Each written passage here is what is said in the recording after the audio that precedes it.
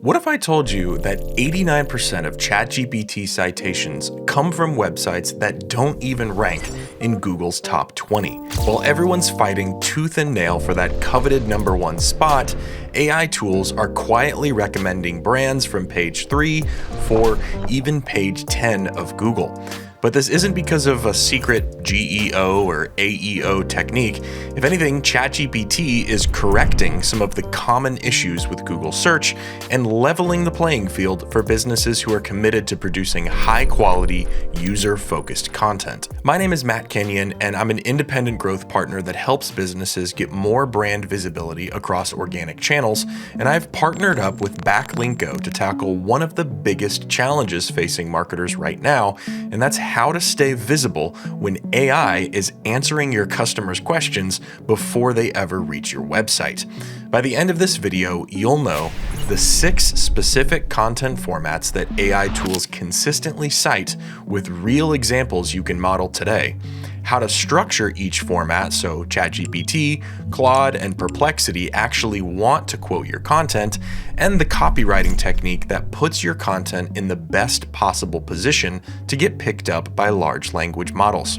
Optimizing for AI search is less about learning an entirely new skill and more about returning to good user-focused SEO fundamentals. Most of us know the discouragement of pouring our hearts and souls into a piece of content just to see Google rank a bunch of thin articles above it in the SERPs because of some seemingly arbitrary algorithm update.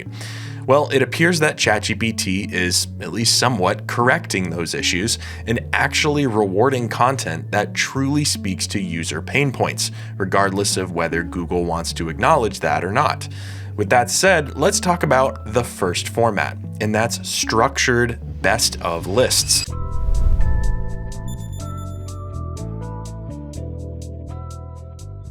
Now, this content type is nothing new for those of us in SEO, but if it ain't broke, don't fix it. The difference is that while you may have been able to fool Google, AI tools are smart enough to spot the difference between a lazy, regurgitated listicle and a genuinely researched comparison piece. Take Gear Lab, for example. When I asked Perplexity best chainsaws for cutting trees, Gear Lab is one of the top sources cited. Why? Because they don't just list products, they explain their entire testing methodology up front. They explicitly mention the series of exhaustive wood slicing tests, all the while measuring noise levels, fuel consumption, cutting time, and a bunch of other things. Now, this may seem a little bit over the top for a single piece of content, but large language models prioritize content that show transparent, well-reasoned decision-making, just like your readers do. Here are some strategies for implementing this in your own content. First is explain your selection criteria up front. Don't just say, here are the best project management tools. Explain how you selected them. Did you test 50 tools? Did you survey 1,000 users? Did you spend 6 months using each one? That would be crazy high commitment, but hey, maybe that's what you need to do. Lead with your methodology, which reminds me, it's always good if you can find a way to bring something new to the table. Something you've probably noticed is large language models, ChatGPT, Claude, Perplexity, they have a certain level of common knowledge, right? But if you can introduce new data, new research, new insights that don't exist in the training data or anywhere else for that matter, that makes your content extremely valuable and hard to replicate by competitors. Next, give specific best for ratings. So instead of just ranking tools 1 to 10, give each one a targeted rating like best for freelancers on a budget, best for advanced analytics, or best all-in-one solution for remote teams. AI tools will often quote these phrases directly in responses. And lastly, include scoring systems. Gear Lab, for example, uses a very granular in-depth scoring system with stars, as well as an overall numerical score. Certain large language models can pull in this data as it displays answers to users. Now, AI tools have made it quick and easy to pump out content without much thought. I think we're seeing this more and more, but this leaves a gap in the market for brands that are still willing to put in the work, get their hands dirty, and actually provide testing and experience-backed insights to their readers, users, and customers. Which leads perfectly to the next content format, first-hand reviews or experiences.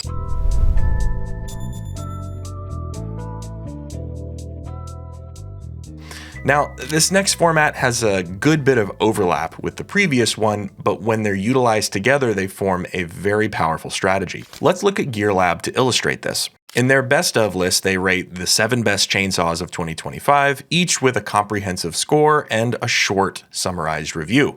But you can actually click through and read the full review of each individual chainsaw, which includes some of the best content packaging I've seen in content marketing, by the way. So content marketers and editors, seriously, take note here. You've got visuals of the test results, video clips of every conceivable aspect of this chainsaw. I mean, this review is the definition of showing firsthand experience, which is why GearLab is cited so often when I ask AI tools about the best chainsaws. Now, a lot of the same criteria from the previous format is relevant here. Your testing methodology, testing results, and your rating system. One thing GearLab also includes, which is really important for both traditional and AI search, is just a summarization section, preceded by a conversational header simply asking, should you buy the Ego CS 2005? Now, you might be thinking, okay, I'm a B2B SaaS company. I'm not selling chainsaws, as fun as that sounds, or even physical items. How am I supposed to do this? Well, in a lot of ways, it's honestly probably easier. All you need is screen capture software and some hustle. You can test certain software platforms against one another, and if you're really feeling brave, you can even test your own product against the competitors, or test your own product in particular user contexts, which admittedly is not as fun as chopping down trees in the woods with a bunch of chainsaws, but c'est la vie. Second, whenever you can, use short declarative statements that contain all the necessary context within themselves. I call this context-inclusive copy. Now, something I should mention is that you may have heard this referred to on the internet as chunking or semantic chunking, but we're finding now that that's actually not the most helpful term because chunking in AI is actually something completely different. However, the idea behind this is completely valid. Now, here's what I mean by that. This Wirecutter article on the best standing desks has a call-out box that says the Branch Duo standing desk is a good option if you have limited space or are over 5'8", but it doesn't offer nearly as many customizable features as the Uplift. Now, see how this is a complete thought that a reader or a large language model could just extract and present to users? Consider if the copy said, this desk is a good option if you have limited space, but it doesn't have as many options as the others on this list. Right? It's not a bad sentence per se, but notice how it has almost zero context included within itself. The user, or large language model, would have to basically read your entire post, or at least the preceding header, and parse it to discern what you're talking about. And again, this is nothing new. SEOs have been using this technique to optimize for featured snippets for years, not to mention that it's just really great for user skimmability. So whether you're trying to rank in AI search or traditional search, this strategy can only help you. Another benefit is that once you conduct your experiment or have firsthand experiential data, you have everything you need to make the best of list mentioned in the previous section.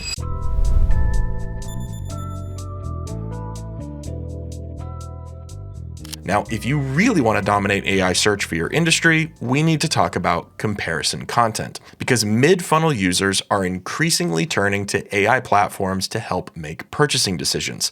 They're not just asking, what's the best project management software? They're asking, hey, should I use Asana or Monday.com for a 4-person marketing team?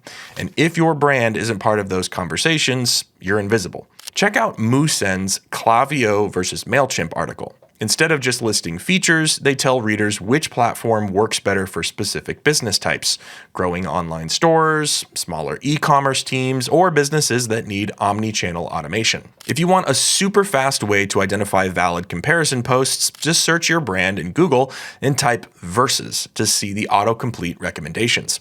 If you don't yet have enough search visibility to pop up here, you can anticipate user search patterns by proactively creating comparison posts for your competitors. So what makes a comparison piece citation worthy? Well, first, don't just compare features in a vacuum. Tell readers which option wins for specific scenarios. Instead of tool A has more features, write tool A is the best choice for teams on a budget that need features like multi-user logins and grammar checking. That specificity makes it easy for AI to quote when users ask about their specific situation. A good formula to remember for this is X is better for Y because of Z. The more quotable your comparisons, the more likely they are to show up in AI responses. As you're editing your piece, go section by section and just ask yourself, if my reader only read this section or call out, does it contain enough context in itself to be valuable? That's how you think in context-inclusive language.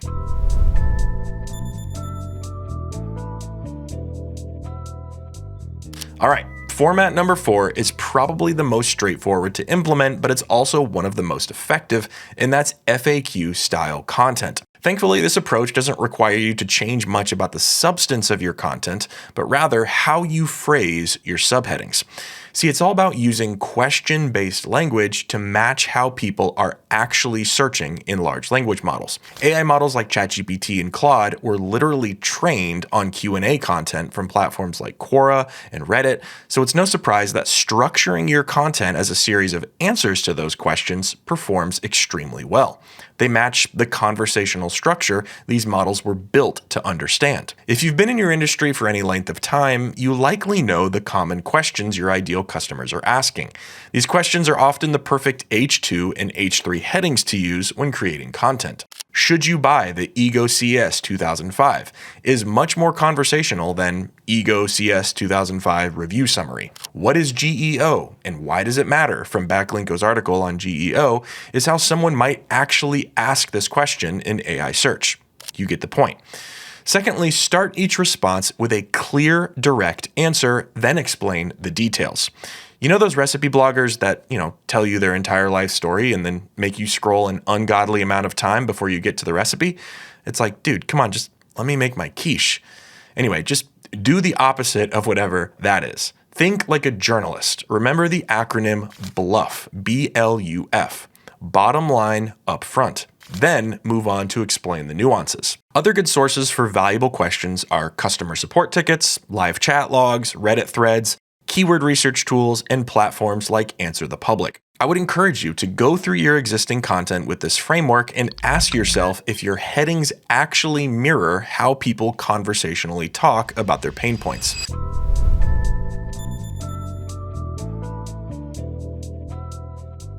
Now, format number 5 is where you can really establish yourself as a thought leader in your space, and that's opinion-led pieces with clear takeaways. Again, there's a theme here. We want to come up with original knowledge, research, or ideas that aren't in AI training data. So what's a unique or a hot take on something in your industry? This could be, like I said, a contrarian opinion, a surprising prediction, or a fresh perspective on an old problem.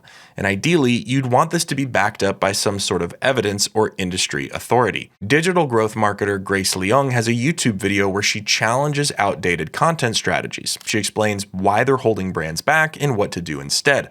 Her format is both viewer-friendly and AI-friendly, with defined sections and actionable takeaways backed by her expertise. And yes, almost all large language models, as of the time of this recording, can parse video transcripts from YouTube. So what makes opinion pieces AI-friendly? Well, first, briefly explain who you are and why you're qualified to cover the topic. Grace includes this in her video description, a quick bio, her newsletter, and links to related content. This adds both credibility for both readers and AI. Second, state what the piece covers early on. Whether in your blog post intro or video description, make it easy for AI to parse and summarize your main arguments without having to ingest your entire transcript. This is why I like to start my YouTube videos with my main argument or value promise in the first 30 seconds or so. What if I told you that 89% of ChatGPT citations come from websites that don't even rank in Google's top 20? This is relevant for both video and text-based content.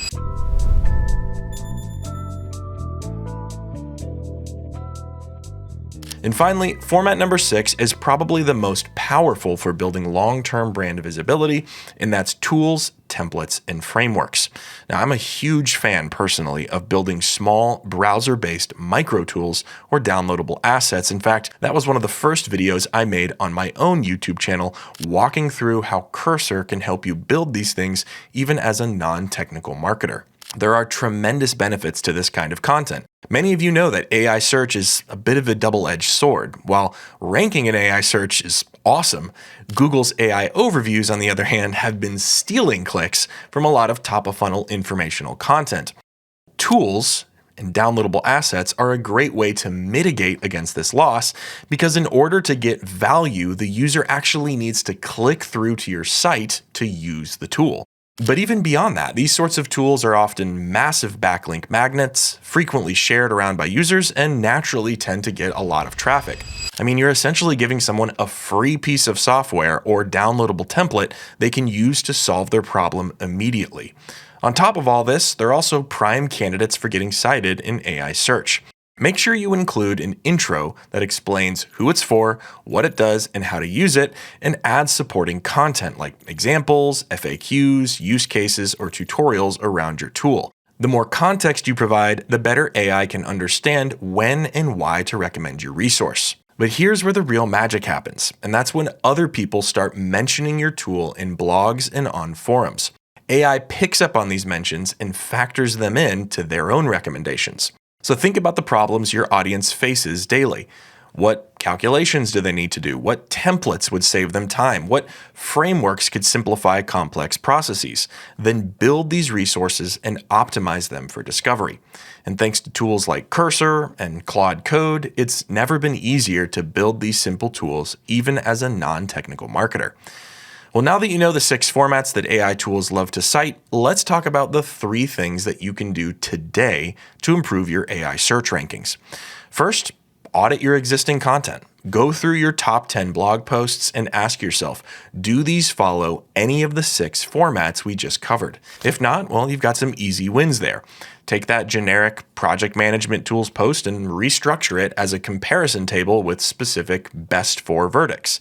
Add your testing methodology, include pros and cons for each tool. These changes could be the difference between being invisible to AI and getting cited hundreds of times. Second, start creating FAQ content using real customer questions. Go into your support tickets, chat logs, or even Reddit threads in your industry.